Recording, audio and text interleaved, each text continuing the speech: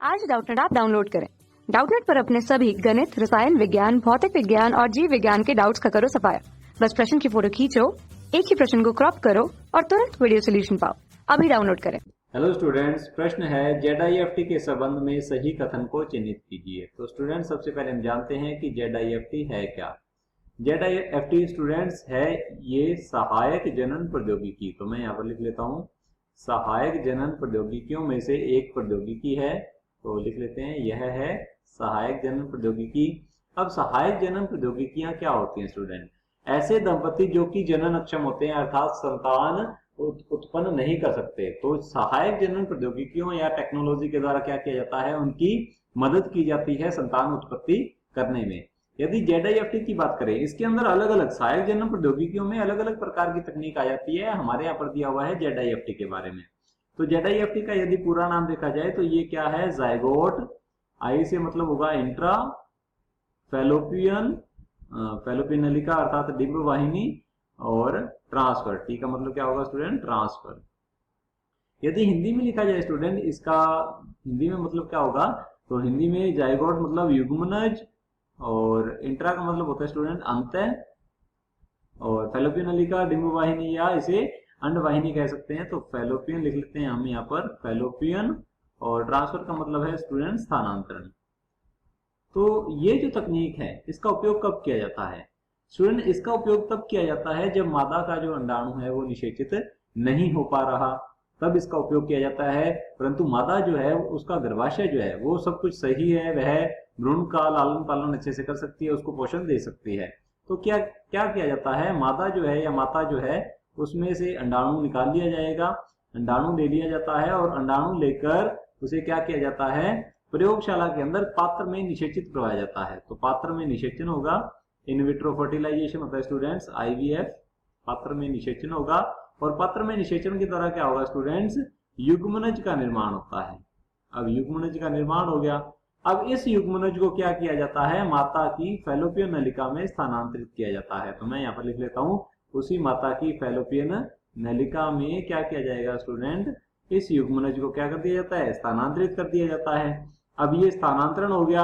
अब बाकी के जो समसूत्री विभाजन है वो कहाँ होगा, फैलोपियन नलिका में होगा। यहाँ से क्या बनेगा, मरूला, फिर क्या बनता है, ब्लास्टुला या ब्लास्टोसिस्ट या कोरकपुटी का निर्माण होता है, और वह कोरकपुटी जो है गर्भाशय के अंतःस्तर से में जाकर रोपित हो जाएगी, और वहां आगे की ओर क्या होगा, भ्रूणीय परिवर्तन होगा। तो आगे की ओर क्या होता है स्टूडेंट, भ्रूणीय परिवर्तन। मैं यहाँ पर लिख देता हूँ, युग्मनज जो है फैलोपियन नलिका में स्थापित हो गया, और क्या किया जाएगा आगे की ओर, आगे होगा माता के शरीर के अंदर ही, माता के गर्भाशय में, उसकी फैलोपियन नलिका में आगे की ओर क्या होता है स्टूडेंट, भ्रूणीय परिवर्तन होता है। तो मैं यहाँ पर लिख देता हूँ, भ्रूणीय परिवर्तन आगे माता के अंदर ही होता है।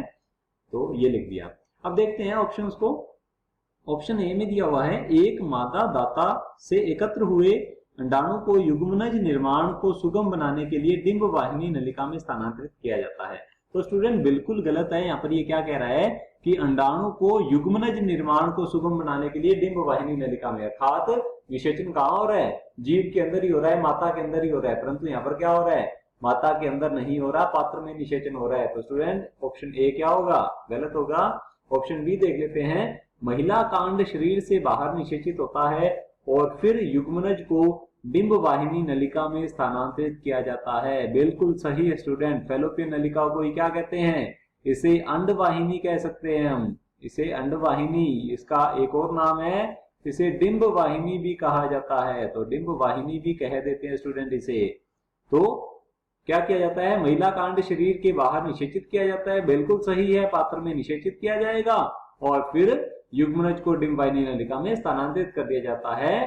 तो स्टूडेंट ये बिल्कुल सही है, ऑप्शन बी सही होगा। ऑप्शन सी को भी देख लेते हैं, महिला का अंड शरीर के बाहर निषेचित होता है, बिल्कुल सही है, और फिर युग्मनज को गर्भाशय में स्थानांतरित करते हैं। तो स्टूडेंट्स, यदि सीधा ही युग्मनज को गर्भाशय में स्थानांतरित कर दिया तो युग्मनज का कोई भविष्य नहीं होगा, वह नष्ट हो जाएगा।